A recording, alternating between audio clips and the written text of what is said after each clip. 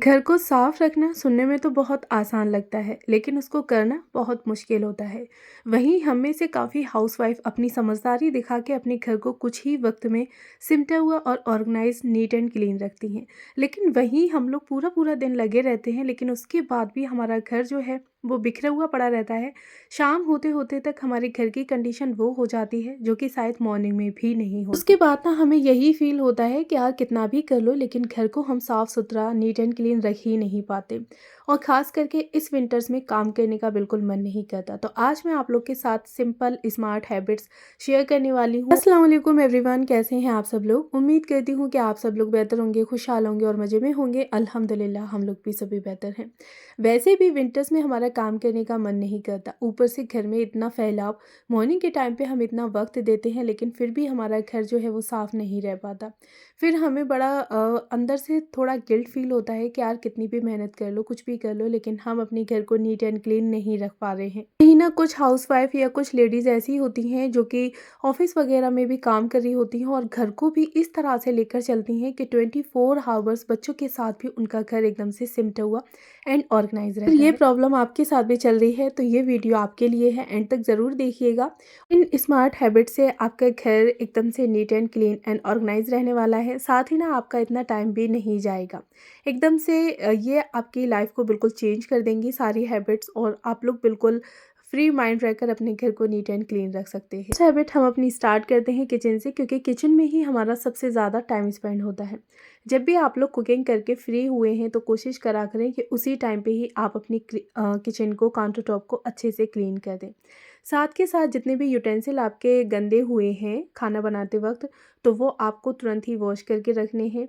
जो भी खाना आपका बचा हुआ है, यानी कि सब लोगों ने खाना खा लिया है, फिर कढ़ाई या कुकर में या भगोने में जो भी आपका खाना बचा हुआ है, यानी कि लेफ़्ट ओवर जो भी सामान है, उसको आप लोग किसी छोटे-छोटे बर्तन में पलट के फ्रिज में रख दें ना। आपके किचन और साथ ही आपका फ्रिज भी एकदम से ऑर्गेनाइज रहेगा, बिल्कुल भी मैसी नहीं रहेगा। आप लोग जब भी फ्रिज में नया सामान रखेंगे तो ज़ाहिर है कि आप लोग पुराना सामान वहाँ पे ज़रूर चेक करेंगे। तो इस तरह से हमारा फ्रिज और किचन दोनों चीज़ें एकदम से नीट एंड क्लीन रहने वाली हैं। नेक्स्ट हैबिट है कि डेली ही आप लोग अपनी मॉर्निंग के टाइम पे 15 मिनट्स जो हैं वो एक्स्ट्रा रखें, जिसमें कि आप अपने घर के हर एक सामान को जो इधर उधर पड़ा हुआ है वो आप उसको उसी की जगह पर रख सकें। 15 मिनट्स में ही हम अपने घर को काफ़ी हद तक ऑर्गेनाइज कर देंगे। अक्सर करके हम लोग झाड़ू पोछा तो कर लेते हैं, लेकिन वहाँ पे चीज़ें जहाँ पड़ी रहती हैं ना, वहीं हम लोग पड़ी छोड़ देते हैं, सोचते हैं कि बाद में रख देंगे। बाद में फिर ये होता है कि थक हार के हम लोग बैठ जाते हैं और उसके बाद फिर हम अपने कोई भी काम को हाथ नहीं लगाते। तो शाम तक हमारा घर और ज़्यादा बिखर जाता है बच्चों के साथ।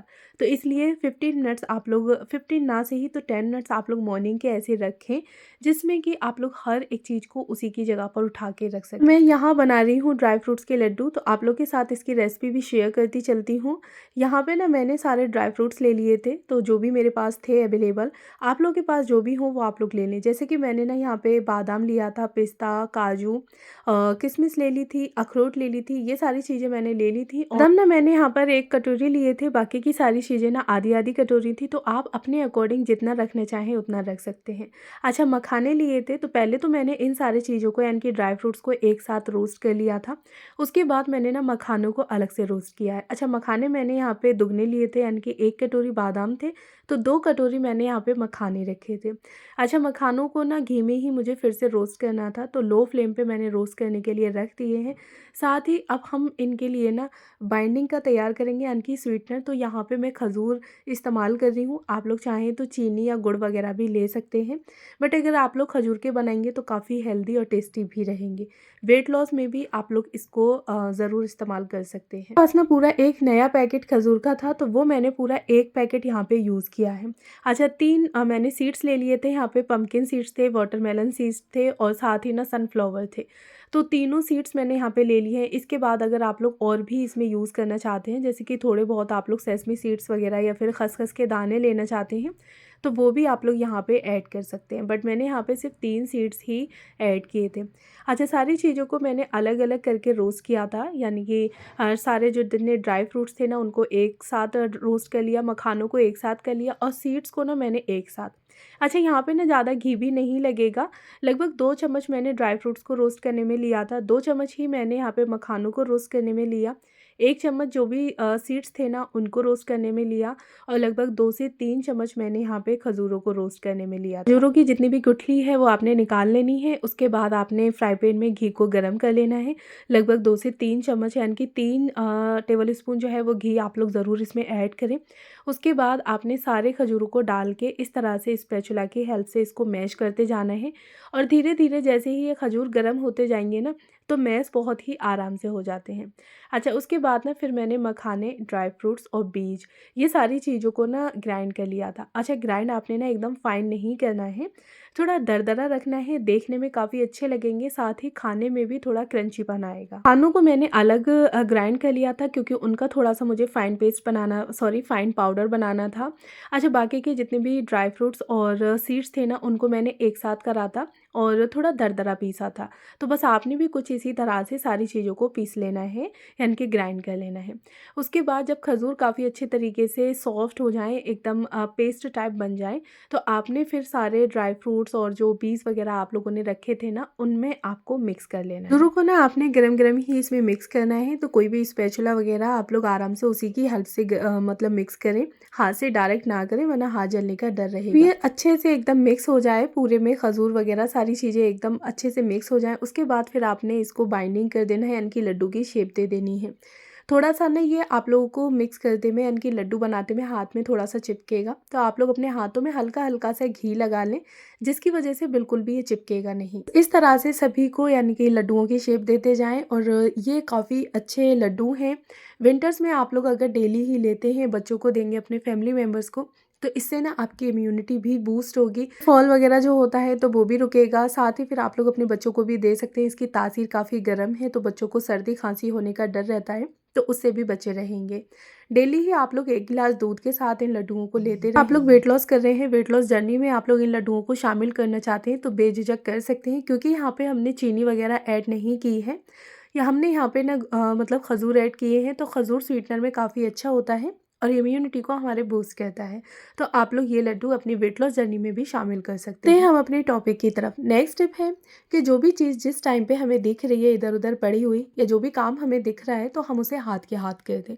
अक्सर करके हमारे अंदर ये आदत होती है कि हम लोग सोचते हैं कि नहीं, हम फिर कर लेंगे या बाद में कर लेंगे, लेकिन उसकी वजह से फिर क्या होता है कि हमारा वो काम भी नहीं होता और हम लोग नेक्स्ट टाइम के लिए उसको छोड़ के रखते हैं ना, तो घर हमारा फैलता चला जाता है और नेक्स्ट टाइम हमारा बहुत सारा टाइम चला जाता है। बच्चे वगैरह अगर पढ़ के उठे हैं तो आप लोग तुरंत उनकी बुक्स उठा के रख दें। खाना खाया है तो डाइनिंग टेबल पे सने बर्तन ना छोड़ें, उठा के आप लोग दूसरी जगह पर रख दें यानी कि सिंक एरिया में डाल दें या किचन में रख दें। तो ये छोटे-छोटे काम हमारे काम को नेक्स्ट टाइम के लिए काफ़ी बढ़ा देते हैं और फिर हमारा घर भी काफ़ी मेसी और फैला हुआ लगता है। हैबिट है कि आपने डेली ही 15 मिनट मॉर्निंग का तो रूटीन बना के रखा है, लेकिन उस 15 मिनट के साथ-साथ आप लोग 7 से 10 मिनट का अपना नाइट टाइम का रूटीन भी बना के रखें। इससे ना आप लोगों के दिन भर में जो फैली चीज़ें होंगी या जो भी बिखरा हुआ सामान होगा, तो वो नाइट टाइम पे आप लोग उस सामान को समेट के रख देंगे और नाइट टाइम पे ना हमारा घर जब समिट जाता है तो मॉर्निंग में काफ़ी हद तक हमारा घर ऑर्गेनाइज लगता है। ये टिप्स ना विंटर्स में बहुत ज़्यादा आप लोगों के काम आने वाली है। बच्चे घर में हो और खेले कूदे ना तो ऐसा तो हो ही नहीं सकता। अब घर के अलावा बच्चे और बाहर जाके कहाँ खेलेंगे, तो उसके लिए आपने क्या करना है कि बच्चों के टॉयज़ के लिए आप लोग कोई भी एक ऑर्गेनाइज़र वगैरह बना के रख दें, जैसे कि बच्चे जब भी खेल के उठ गए हैं तो आप उन बच्चों को समझा सकें कि बेटा आपने जहाँ से टॉयज़ लिए थे वहीं पर रखने हैं। या फिर आप लोग कोई एक ऐसा एरिया घर में बना सकते हैं जहाँ बच्चे खेलने के लिए उस एरिया को यूज़ कर सकें। इससे ना आपका टाइम भी काफ़ी हद तक सेव होगा, बच्चे एक ही जगह पर खेलेंगे। अगर आपने ही टॉयज़ रखने हैं उठाकर तो वो आप उसी एरिया से उठा के रख देंगे। या फिर अगर आप लोग कोई ऑर्गेनाइज़र बना के रखते हैं तो वहाँ आपको कुछ करने की ज़रूरत नहीं है, बच्चों को सिर्फ समझाना है और बच्चे वो सामान उठा के उसी जगह पर रख देंगे। हैबिट है कि आप लोग ना विंटर्स में जगह-जगह पर अपने छोटे-मोटे से डस्टबिन बना के रखें या फिर कोई भी बास्केट या कार्डबोर्ड का बॉक्स भी रख सकते हैं, जैसे कि बेडरूम में रख दें, लिविंग एरिया में रख दें। आप लोगों ने जहाँ सोफ़े वगैरह रखे हैं वहाँ पे आप लोग बैठते हैं तो वहाँ रख दें। इससे क्या होगा कि जो भी छोटा-मोटा या बड़ा कचरा होगा ना, जैसे कि रैपर वगैरह बच्चों ने बैठ के बिस्किट या फिर कोई भी चिप्स वगैरह खाए थे तो वो रैपर ऐसे ही ना फेंकें, बल्कि उस डस्टबिन में डाल दें। नेक्स्ट डे आप उन छोटे छोटे डस्टबिन को बड़े डस्टबिन में डाल सकते हैं। इससे ना आपका घर भी मैसी नहीं रहेगा और आपको भी ज़्यादा एफर्ट्स नहीं लगाने पड़ेंगे। विंटर्स में ये हैक आप लोगों के बहुत काम आने वाला है। नेक्स्ट टिप है कि नेक्स्ट डे की ही थोड़ी बहुत प्रिपरेशन या प्लानिंग आप लोग पहले से ही करके रखें। यहाँ पे आपका क्या होगा कि नेक्स्ट डे काफ़ी सारा सुबह की जो हेडेक होती है वो भी कम हो जाएगी, साथ ही टाइम भी आपका काफ़ी हद तक सेव हो जाएगा। फ्रेंड ऑफिस गोइंग है या फिर बच्चे आपके स्कूल जाते हैं तो आप उसकी थोड़ी बहुत जो प्लानिंग है वो पहले से ही करके रखें और जो प्रिपरेशन है वो भी कर दें। जैसे कि बच्चों की यूनिफॉर्म निकाल के रखना, उन पे आयरन करना, शूज़ को पॉलिश करना, बैग को सेट करके रखना, हस्बैंड के कपड़े वगैरह प्रेस करना, उनके शूज़ को पॉलिश करके रखना, टाई बेल्ट वगैरह जो भी सारी चीज़ें होती हैं वो आप लोग एक ही जगह पर निकाल के रख सकते हैं। तो इससे मॉर्निंग के टाइम पे आपकी जो हेडेक है वो काफ़ी हद तक कम रहेगी। साथ ही ना फिर कोई भी आपको काम करते वक्त आवाज़ नहीं लगाएगा कि मेरी ये चीज़ कहाँ पे रखी है। साथ ही ना आप लोग जो भी कुकिंग करने वाले हैं तो उस कुकिंग को भी आप लोग पहले से ही सोच के रखें कि नेक्स्ट डे आप लोगों को बच्चों के लंच बॉक्स में क्या रखना है, ब्रेकफास्ट में क्या कराना है और साथ ही लंच में आप लोगों को क्या बनाना है। तो ये सारी चीज़ें जब हम लोग पहले से ही सोच के रखते हैं तो नेक्स्ट टाइम के लिए हमारे काफ़ी हद तक काम जो है वो कम हो जाते हैं, साथ ही फिर हमारी हेडेक भी कम रहती है। क्योंकि हमें उठते साथ ही मॉर्निंग में उन कामों में लग जाना है, वहाँ पे हमारा सोचने में टाइम वेस्ट नहीं होगा। ये ब्लॉग मेरा नाइट टाइम का और साथ ही थोड़ा सा मॉर्निंग टाइम का ऐड किया हुआ है। तो जितना आप लोगों ने अभी तक देखा यानी कि बच्चों के मैंने बैग वगैरह सेट करके रखे हैं, तो ये मेरा शाम का यानी कि नाइट का रूटीन था और यहाँ पे जो स्टार्टिंग हुई है वो नेक्स्ट डे मॉर्निंग से है। विंटर्स में ना हमारा ज़्यादा काम करने का दिल नहीं करता। एक बार अगर बिस्तर में बैठ जाएं तो फिर बिल्कुल भी निकलने का मन नहीं करता। टाइम पे ना आपने वीक में 2 दफ़ा लगभग अपना डीप क्लीनिंग का रूटीन रखना है, जिसमें आप लोग बीच में 2 से 3 दिन का गैप दे सकें। यानी कि फुल वीक में आप लोग कोई भी 2 एरिया अपने ऐसे रख लें जिसे आपने डीप क्लीन करना है और 2 से 3 दिन छोड़ के आप लोग वहाँ पे 15 से 20 मिनट डीप क्लीनिंग के लिए दे सकते हैं। तो ईज़िली वो डीप क्लीनिंग भी हो जाएगी, यानी कि वीक में हम 2 दफ़ा डीप क्लीनिंग कर रहे हैं तो वहाँ हमें इतना टाइम नहीं लगेगा, साथ ही फिर हमारा मन भी हो जाएगा क्योंकि डेली वाले काम जो थे वो हमने वीक में 2 दफ़ा अपने डिवाइड कर लिए। इससे ना आपको बोरियत फील भी नहीं होगी, आप अपने लिए भी खूब सारा टाइम निकाल सकेंगे और वीक में 2 दफ़ा हमारे घर डीप क्लीन होता रहेगा तो वहाँ पे घर भी हमारा ऑर्गेनाइज रहने वाला है। बिल्कुल भी ऐसा नहीं लगेगा कि घर हमारा बिखरा हुआ है या फिर डिक्लटर हो गया है, घर ऑर्गेनाइज करना पड़ेगा या घर को बहुत सारा टाइम देना पड़ेगा या पूरा एक दिन हमें अपने घर में वेस्ट करना पड़ेगा। तो इस तरह से आप लोग अपना वीक का 2 टाइम्स का डीप क्लीनिंग का रूटीन रख सकते हैं, जो कि इतनी मेहनत भी नहीं लगेगी, साथ ही आपका टाइम भी काफ़ी हद तक सेव होता रहेगा। हैबिट है कि आपको अपने घर में ऐसे छोटे छोटे से टूल्स रखने हैं जो कि आपके डीप क्लीनिंग को काफ़ी हद तक आसान बना सके, वहाँ पे आपको बोरियत फील ना हो, ना ही आपका ज़्यादा टाइम जाए। छोटे छोटे से टूल्स आप लोग जैसे कि दीवार वगैरह आपको क्लीन करनी है, वॉल्स है, छत हो गई, तो उसके लिए आप लोग डस्टर माइक्रोफाइबर का रख सकते हैं। डेली ही डस्टिंग के लिए, क्लीनिंग के लिए आप लोग माइक्रोफाइबर की टॉवल रख सकते हैं। तो इससे ना आपका जो घर है, जो क्लीनिंग है वो इजीली आपकी होती रहेगी, घर भी एकदम से नीट एंड क्लीन रहने वाला है। क्योंकि जब हमारे पास टूल्स होते हैं तो हमें पता है कि यहाँ पे हमारा बहुत ही कम टाइम जाने वाला है और हम इस एरिया को इजीली क्लीन कर देंगे। लेकिन जब हमारे पास कोई भी टूल्स वगैरह नहीं होते हैं तो फिर हम दिन पर दिन उस चीज़ को डिले करते जाते हैं और सोचते हैं कि फिर कर लेंगे। इसी तरह से ना धीरे धीरे हमारे काम जो हैं वो पेंडिंग होते चले जाते हैं, हमारा घर पूरे तरीके से बिखर जाता है। हैबिट है कि घर में हर एक छोटी से छोटी चीज़ की आप लोग जगह बना के रखें, इससे ना हमारा घर काफ़ी हद तक ऑर्गेनाइज रहता है। बिल्कुल भी घर हमारा बिखरता नहीं है क्योंकि ना वहाँ हमने हर एक चीज़ की जगह बना के रखी है। साथ ही ना हमारा टाइम भी काफ़ी हद तक सेव रहता है क्योंकि चीज़ों के लिए हमें नई जगह नहीं ढूंढनी पड़ती। इन्हीं छोटी छोटी आदतों से हमारा घर जो है वो हमेशा ऑर्गेनाइज रहता है, मेहमान के काबिल रहता है।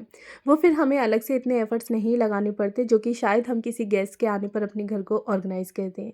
तो बस आपने भी इन्हीं छोटी हैबिट्स को फॉलो करना है, अपने ऊपर अप्लाई करना है और फिर आप लोग देखिएगा कि आपका घर कितने अच्छे से neat and clean and organise रहने वाला है। हर एक चीज़ आपके घर की आपकी जगह पर ही रहने वाली है। तो कैसा लगा आप लोगों को मेरा आज का ब्लॉग, कमेंट बॉक्स में मुझे बताइएगा ज़रूर। और अगर फर्स्ट टाइम है तो प्लीज़ मेरे चैनल को ज़रूर सब्सक्राइब करें, साथ में बेल आइकन को भी ऑन कर लें जिससे कि मेरी किसी भी वीडियो का नोटिफिकेशन सबसे पहले आप तक पहुंचे।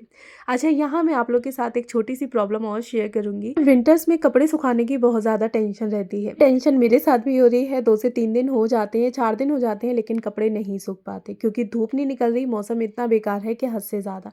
तो मैं क्या करती हूँ कि कपड़ों को ना इस तरह से चेयर्स पे फैला देती देती हूँ, आराम से पड़े रहते हैं। साथ ही ना फिर मैं जब कोई भी बेडरूम में नहीं होता तो पंखा चला देती हूँ, जिससे कि कपड़े जल्दी ही सूख जाएँ। तो आप लोग विंटर्स में इस ट्रिक को फॉलो कर सकते हैं और कपड़ों को ईज़िली आराम से सुखा सकते हैं। तो चलें फिर मैं मिलूँगी आपसे नेक्स्ट वीडियो में, और कैसा लगा मेरा ब्लॉग मुझे कमेंट बॉक्स में बताइएगा ज़रूर। इसी तरह से अपना प्यार मेरे साथ बनाए रखें। जितने भी मेरे नए व्यूअर्स और सब्सक्राइबर्स हैं उन सब का तहे दिल से शुक्रिया। मिलती हूँ नेक्स्ट वीडियो में। हाँ, चैनल को प्लीज़ सब्सक्राइब ज़रूर कर लें। इसी तरह से प्यारे-प्यारे कमेंट करते रहें। Thanks for watching.